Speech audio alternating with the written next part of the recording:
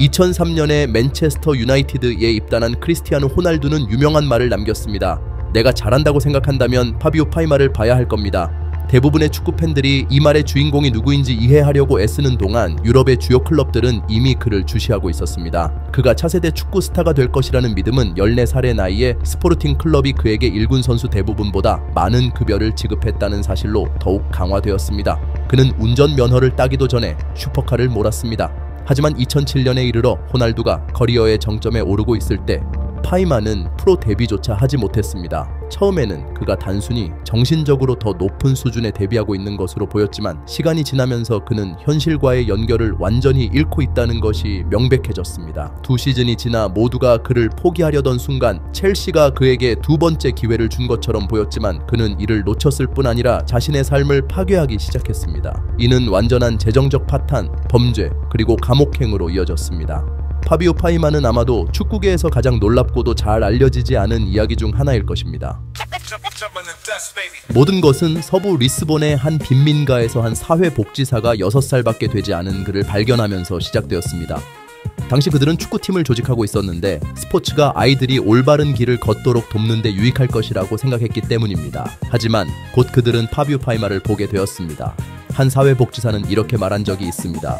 그를 처음 본 순간 언젠가 내가 이 이야기를 텔레비전에서 하게 될 거라고 이미 알았어요. 내가 우연히 역대 최고의 선수를 발견한 이야기 말입니다. 하지만 안타깝게도 그는 틀렸습니다. 그들은 곧바로 소년에게 팀에 합류하라고 설득하기 시작했고 그는 동의했습니다. 그러나 문제가 있었습니다. 그가 참가해야 할 대회는 7살 이상 아이들을 위한 것이었습니다. 하지만 그의 경기를 보고 싶어하는 욕구는 너무 컸기에 그들은 다른 아이의 서류를 가져와 파비오에게 다른 사람인 척하라고 했습니다. 이 얼마나 어리석게 들릴지라도 그 계획 은 성공했고 그의 경기를 본 모든 사람들은 그의 어린 재능에 충격을 받았습니다. 이 인상은 그 모든 속임수가 드러나고 그가 예상보다 더 어리다는 사실이 밝혀졌을 때 더욱 강해졌습니다. 사람들은 그의 훈련에서 그가 보여준 놀라운 기술을 이야기했습니다. 그의 감독은 한 기자에게 이렇게 말한 적이 있습니다. 내 인생에서 가장 짧았던 훈련은 그 아이 때문에 이루어졌습니다. 그는 그저 모두를 압도했죠. 한 명을 제쳤고 또 다른 한 명을 넘겼으며 공을 발 아래에서 굴리고 45도로 몸을 돌린 다음 뒤꿈치로 공을 차서 정확히 골대 구석에 꽂았습니다. 나는 그저 거기 서서 휘슬을 들고 아이들에게 말했죠. 오늘은 여기까지다. 이런 걸 본 다음에 훈련을 계속할 이유가 없다. 다음 시즌 또 다른 유소년 대회에서 그들의 팀은 포르투갈에서 가장 명망 있는 축구 아카데미인 스포르팅과 대결할 기회를 얻었습니다. 이 아카데미는 푸트레, 피구, 쿠아레즈마, 나니 그리고 물론 크리스티아누 호날두와 같은 재능을 세계에 선보인 곳이었습니다. 그날 경기는 스포르팅이 3대1로 승리하면서 끝났지만 진정한 승자는 파비오 파이마였습니다. 그는 자신의 팀이 넣은 유일한 골을 기록했을 뿐 아니라 화려한 드리블과 기술로 스포르팅 선수들을 여러 차례 압도했습니다. 이는 결국 스포르팅 아카데미가 내릴 수 있는 단 하나의 결정을 이끌어냈습니다. 그를 영입하는 것이었습니다. 시즌이 끝난 후 그는 스포르팅에 합류하기로 합의되었습니다. 다른 클럽들도 관심을 보였지만 그의 팀은 금액에 상관없이 모든 제안을 거절했습니다. 그들은 파비오와 같은 재능을 가진 아이에게는 스포르팅과 같은 아카데미만이 적합하다고 생각했기 때문입니다. 그들은 진심으로 그의 성공과 더 나은 미래를 바랐습니다. 그러나 그에게 올바른 멘토가 없었던 것이 이후 그의 몰락의 이유가 되었습니다. 1997년에 그는 마침내 스포르팅에 도착했습니다. 하지만 그가 유일한 재능은 아니었습니다. 조금 더 겸손한 약 2살 반 정도 더 나이가 많은 또 다른 소년이 마데이라에서 막 도착한 상태였습니다. 그의 이름은 크리스티아누였고 비교는 곧 시작되었습니다. 그리고 결론은 분명했습니다. 파비오는 단순히 더 나은 수준이 아니라 훨씬 더 뛰어난 선수였습니다. 그는 아카데미에 입학한 첫 해부터 가장 눈에 띄는 선수가 되었고 13살이 되었을 때 그는 단순히 팀의 리더를 넘어 아카데미 그 자체보다 더 큰 이름이 되었습니다. 그의 재능은 그에게 엄청난 명성을 안겨주었고 매 훈련마다 수천 명의 팬들이 단지 그를 보기 위해 몰려들었습니다. 그러나 그를 지켜본 것은 지역 팬들만이 아니었습니다. 수백만 유로를 지출할 여유가 있는 모든 클럽들이 그의 움직임을 주시하고 있었습니다. 프랑스 국가대표팀이 그의 가족 전체에게 집, 차, 일자리, 그리고 상상을 초월할 만큼 높은 연봉을 제안하며 프랑스로 이주해 프랑스 시민권을 얻고 국가대표로 뛰어달라는 제안을 했다는 소문이 돌았습니다. 이는 흔히 들을 수 없는 이야기입니다. 예상하셨겠지만 에이전트들이 그를 둘러싸고 맴돌기 시작했고 결국 조르제 멘데스가 그의 에이전트가 되었습니다. 15살에 모든 것이 급격히 변하기 시작했습니다. 대략 같은 시기에 크리스티아누 호날두는 맨체스터 유나이티드로 이적했습니다. 전 세계가 젊은 크리스티아누를 감탄하며 지켜보던 그때 한 기자가 그에게 프리미어리그에 이렇게 쉽게 적응할 수 있었던 이유를 물었습니다. 그는 이렇게 대답했습니다. 제가 잘한다고 생각하신다면 파비오 파이마를 한번 보세요. 스포르팅이 이미 큰 클럽들로부터 압박을 받고 있었던 시점에서 조르제 멘데스가 파이마의 에이전트가 되며 호날두가 그 세기의 우연한 마케팅 전략을 펼친 후 클럽은 자사의 천재 선수를 철저한 계약으로 사실상 예약해야만 했습니다. 그렇게 15살이 되던 해 파이마는 대부분의 주전 선수들보다 더 많은 돈을 벌기 시작했습니다. 그 전에도 파이마는 무책임한 경향을 보였는데 나쁜 성적을 받거나 밤늦게까지 밖에 있거나 때때로 이유 없이 사라지기도 했습니다. 그러나 큰돈이 들어오자 그는 완전히 통제불능이 되어버렸습니다. 유명해진 후에 실수를 저지르는 사람들이 많지만 파이마의 문제는 정반대였는데 그는 어린 시절 친구들의 인정에 지나치게 의존하고 있었습니다. 첫 큰돈을 손에 쥔 그는 자신의 옛 동네 근처에 수영장이 딸린 거대한 집을 샀습니다. 그때부터 모든 것이 엉망이 되었다고 합니다. 친구들이 그에게 끊임없이 모여들었고 파이마는 그들을 놀라게 하려고 끝없는 파티를 열고 모든 것에 돈을 쓰는 무한 루프에 빠진 듯 보였습니다. 처음에는 메르세데스 오픈카를 샀고 그 다음에는 포르쉐, 페라리 그리고 람보르기니를 차례로 구입했습니다. 그의 차고는 10대의 차를 담을 수 있었고 그는 아직 면허를 취득하기도 전에 이미 차를 꽉 채운 상태였습니다. 그러나 면허가 없다고 그가 멈췄다고 생각하지 마세요. 한 인터뷰에서 그는 이미 그때부터 자주 차를 몰았다고 고백했습니다. 그는 거기는 자동 변속기라 그냥 가속 페달을 밟고 핸들을 돌리면 돼 라고 말했습니다. 그럼에도 불구하고 그 시점에서 그는 여전히 뛰어난 경기력을 보여주었고 시즌을 29경기에 28골을 기록하며 마무리했습니다. 그는 자신의 재능에도 불구하고 목표를 달성하려면 매일 더 열심히 노력해야 한다고 스스로 인정했습니다. 그러나 운명의 새로운 전환점이 찾아왔고 그는 부상을 입었습니다. 그 부상은 매우 심각해서 무릎 수술을 받아야 했습니다. 경기를 할 수 없게 되자 집중력을 유지하기 어려워졌고 복귀할 무렵 그의 성적은 하락하기 시작했고 불안감은 점점 더 두드러지게 나타났습니다. 26살에 가까운 나이가 되던 2007년 파이마는 19살이었습니다. 호날두가 첫 발롱도르를 거머쥐기 위한 시즌을 준비하는 한편 파이마는 아직 스포르팅의 주전 선수 명단에 오르지 못했습니다. 비록 그는 이미 청소년 대표팀에서 포르투갈을 대표하며 상징적인 번호 7을 받은 상태였지만 말입니다. 그럼에도 불구하고 모두가 그가 프로축구로의 전환 준비가 되어 있지 않다고 의심했지만 나이가 23살에 가까워지면서 스포르팅은 그에게 경기 시간을 주어야 할 필요성을 느꼈습니다. 결국 그는 포르투갈 2부 리그의 올리바이스와 모스카비드라는 클럽으로 임대되어 갔습니다. 그것은 좋은 타협안이 될 것으로 보였습니다. 그는 충분히 높은 수준에서 경기를 경험할 수 있었지만 일부 리그에서의 출전이 가져오는 압박감은 피할 수 있었습니다. 그러나 시즌이 끝날 때쯤 그는 단 11경기만 출전했으며 그중 9경기는 패배로 2경기는 무승부로 끝났고 단 한 번도 승리하지 못했습니다. 또한 그의 레드카드 수는 그가 넣은 골수와 동일했습니다. 상상하셨겠지만 팀은 리그에서 강등되었고 파이마의 동기부여는 사상 최저 수준으로 떨어졌습니다.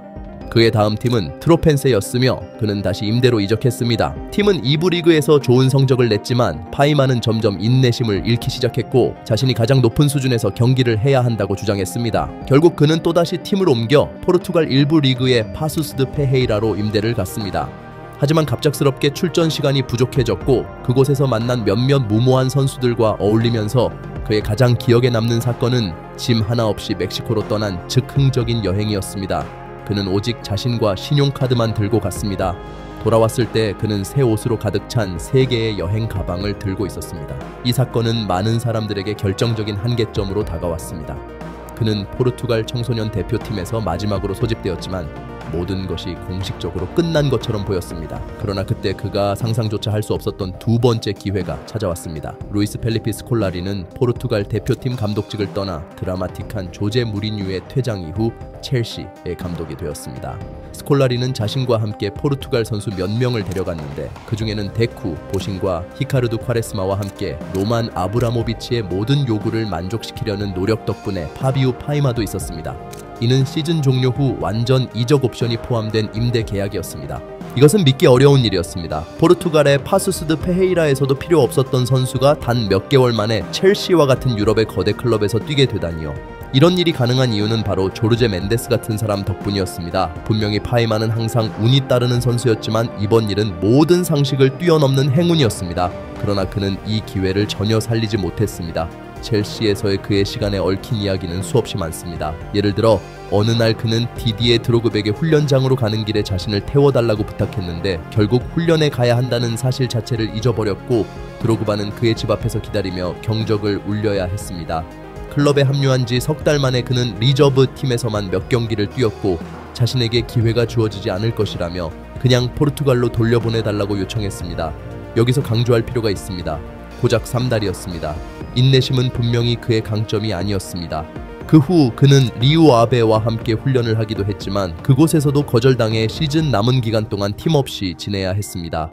이듬해 23이 된 그는 스포르팅에서 다시 임대를 보내줬는데 이번에는 3부 리그 팀인 레알 마사마였습니다. 그리고 그것으로 모든 것이 끝났습니다. 한 시즌 동안 그는 겨우 2경기에만 출전했고 스포르팅의 인내심도 한계에 달했습니다. 결국 파임과의 계약은 해지되었습니다. 이 시점에서 더 이상 누구도 그와 관계를 맺으려 하지 않았습니다. 절망한 그는 자신이 예전에 다녔던 아카데미의 한 코치를 찾아가 거의 간청하듯이 포르투갈 3부 리그의 토렌세에서 자리를 주기를 부탁하며 자신이 완전히 파산했다고 주장했습니다. 코치는 동정심을 보였고 클럽 소유자에게 파임이 올바르게 행동할 것이라고 약속했지만 파임은 몇 달도 차에 되지 않아 계약 조건과 그의 이전 멘토의 신뢰를 배반하며 떠났습니다. 그가 떠난 이유는 간단했습니다.